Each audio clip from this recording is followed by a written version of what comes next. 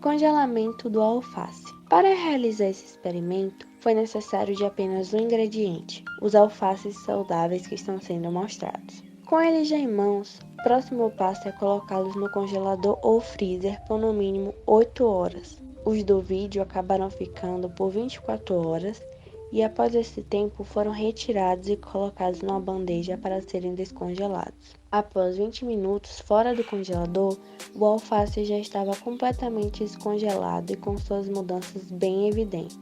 Pode-se perceber que agora as folhas de alface se encontram bem murchas e molengas, apresentando assim alterações em sua cor, consistência e sabor, em comparação ao seu aspecto antes do congelamento. Isso acontece devido ao congelamento da água, uma das substâncias que mais constitui a alface, por conta do ar seco e frio presente no interior do congelador, que circula por toda a geladeira através do processo de convecção térmica responsável pelo resfriamento do ar. Contudo, quando se retira a hortaliça congelada do congelador, a água começa a descongelar pela mudança de temperatura e acaba alterando o alface, deixando-o inapto para o consumo devido ao estrago deste. A forma ideal para que as alterações demorassem um pouco mais para aparecerem seria guardar o alface na parte inferior da geladeira dentro de uma vasilha tampada ou num saco plástico quase todo fechado, pois assim as folhas iriam demorar mais tempo para desidratar devido ao ar frio.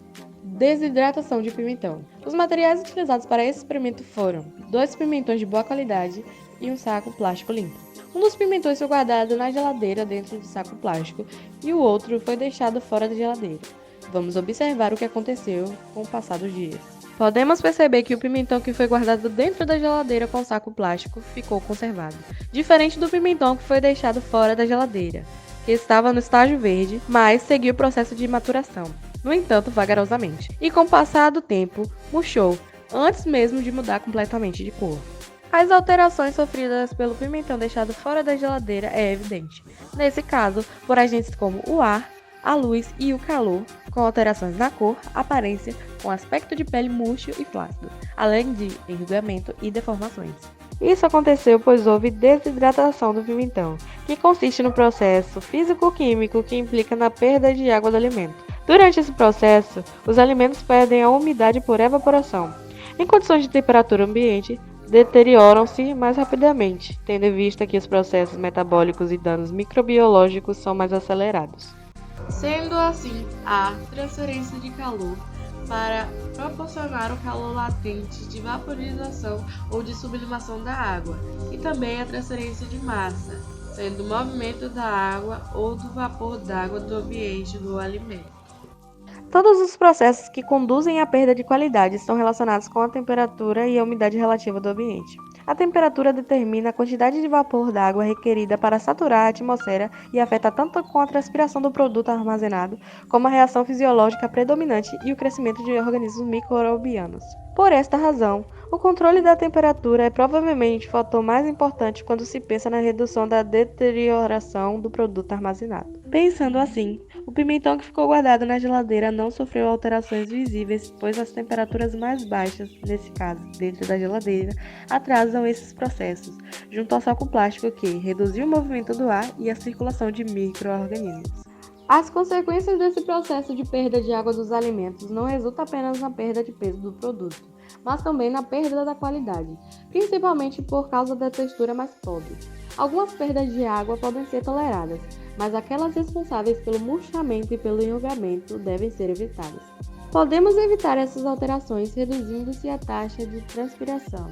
Há maneiras diferentes para isso, como o aumento da umidade relativa do ar, com a diminuição da temperatura, com a redução do movimento do ar e com o uso de embalagens protetoras.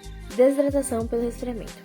Bem, para este experimento foi necessário utilizar 4 potes, 2 com tampa hermética, uma boa vedação, 2 sem tampa e feijão e arroz cozido. As porções de arroz e o feijão foram distribuídas entre os 4 potes e depois levadas à geladeira e observado por alguns dias para ver o que aconteceria com esses alimentos. Bem, no primeiro dia ainda não havia acontecido nada de diferente nos alimentos, Porém, no terceiro dia, foi possível perceber que os alimentos que estavam destampados estavam começando a ficar mais ressecados, enquanto os que estavam tampados ainda continuavam com a mesma aparência de recém-cozidos, bem conservados. A primeira alteração visível, como eu tinha dito, foi o ressecamento de ambos os vasos que estavam destampados e também na alteração da cor. No caso do arroz, ele começou a mudar de cor em alguns grãos, alguns deles começaram a ficar com um tom muito escuro, e o feijão, alguns grãos já estavam começando a ficar meio esbranquiçadinhos e a textura estava mais grossa. Enquanto os que estavam tampados não tinha tido nenhuma alteração. Mas agora, o que a física tem a ver com isso? Basicamente, é que se um alimento tiver pouco ou nenhum contato com a umidade, pode ocorrer a desidratação, ou seja, quanto menos água tiver no alimento, mais rápido desidratará. O que foi possível perceber nos potes que estavam destampados, como os alimentos ficaram. Já no caso dos vasos que estavam tampados, se mantiveram conservados por conta do fator da umidade, que se manteve presa dentro dos potes, sendo assim mantendo um alimento úmido e conservável. Bem, as principais consequências que foram possíveis perceber nesses alimentos foi que, no caso dos destampados, eles acabaram ficando mais secos e completamente impróprios para consumo. Porém, mesmo que os alimentos que estavam tampados, eles ainda estavam com a aparência de estar bem conservado e que provavelmente estaria propício também a consumo, a gente tem que se atentar a um fato que não é porque o alimento estava vedado e com aparência relativamente agradável, não quer dizer que ainda possa estar boa para consumo. Isso que devemos ficar alerta, pois cada alimento tem seu prazo de validade e que no caso destes alimentos na geladeira são de 4 a 6 dias, no máximo.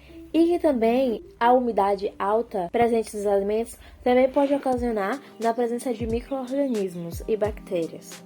Para evitar que esses alimentos se estraguem tão rápido, podemos, como exemplo, para que o arroz dure mais, cozinhar ele, esperar 2 horas no máximo para que ele esfrie e colocar num pote que vede bem e levar à geladeira. Ou se quiser que dure por um longo período, levar ao congelador. Assim, ele vai ter uma durabilidade de no máximo 3 meses. Já no feijão, o processo é quase o mesmo. Pode ser usado um vaso com tampa, que vede bem, ou um plástico resistente, ou um papel de alumínio. Nesse caso, se for posto na geladeira, ele vai durar cerca de 5 a 7 dias, e no congelador ele dura em torno de 8 meses. Foi colocada 2 bananas da prata na geladeira, uma na parte superior e outra na gaveta de frutas dentro de um saco plástico. A banana da parte superior escureceu mais do que a do saco plástico. As bananas perderam massa e a casca ficou mais fina. Essa fruta é tropical e por isso não deve ser refrigerada para prolongar sua vida útil. Pelo contrário, só diminui. A injúria acontece quando a banana é exposta a temperatura abaixo de 10 a 15 graus, mais acima do seu ponto de congelamento. A fruta, dentro da geladeira, ela fica escura, mas não deve ser considerada como podre. Essas alterações promovem baixa taxa de conversão de amido a açúcares, perda de brilho e a fruta pode ficar endurecida, mas a qualidade para consumo só é afetada quando a injúria é muito severa. Deve-se evitar expor bananas ao frio para diminuir a possibilidade da injúria. Deixar a fruta respirar bem e mantê-la em temperatura ambiente para melhor conservação e diminuição das suas características normais. A queima pelo frio. Para fazer esse experimento, precisamos de 2 pedaços de carne de boa qualidade, um recipiente aberto e um saco. Vamos colocar um pedaço de carne dentro do recipiente aberto e o outro dentro de um saco fechado. E vamos tirar todo o ar dele. Depois disso, vamos colocar os 2 dentro do congelador. E vamos esperar alguns dias e ver o que acontece. O experimento ele foi feito com 2 pedaços de carne no congelador, porém de formas diferentes. Um em um recipiente aberto e outro em um saco fechado. O que aconteceu com a carne no recipiente aberto foi que desidratou e perdeu a sua cor. Já no saco fechado, manteve a sua cor, sua boa aparência e pronto para o consumo. A carne que está no recipiente aberto sofreu mudanças no teor de umidade, cor, pH, maciez, desnaturação e oxidação de proteínas, oxidação de lipídios e alterações na carga microbiana. Na física, podemos observar que é um processo de sublimação da água, da superfície do produto durante o congelamento e o armazenamento. As consequências dessas alterações é que muda o sabor da carne, a cor e a maciez. Para evitar essas alterações, é necessário que a gente venha conservar a carne em recipientes adequados, bem vedados, para que não venha perder a sua cor e a sua maciez. Queima pelo sol do alface. Para realizar este experimento foi necessária a compra de um alface com partes queimadas como estas que estão sendo mostradas, e assim podermos fazer comparações e observações em relação a um alface completamente saudável. Após a exposição constante da hortaliça ao sol, é perceptível que houve a queima de suas pontas e, por sua vez, o surgimento de algumas alterações, como a mudança de cor e sabor, além do murchamento nas áreas afetadas. Isso ocorre pelo fato do alface não se dar tão bem com altas temperaturas, e devido à radiação térmica da energia do Sol através de ondas eletromagnéticas, o alface acaba ficando exposto e absorvendo o calor irradiado, provocando assim as queimaduras e as alterações já citadas, tendo como consequência a inaptidão das partes afetadas para o consumo por não serem consideradas saudáveis. Essas alterações podem ser evitadas com um bom plantio resultante de um sistema de irrigação de boa qualidade para não faltar a água requisitada, a presença de uma cobertura para evitar a radiação direta pelo sol por muitas horas nas plantações e a constante observação do solo para não deixar que ele fique precário dos nutrientes necessários, como o cálcio, que faz com sua ausência a queima das folhas também.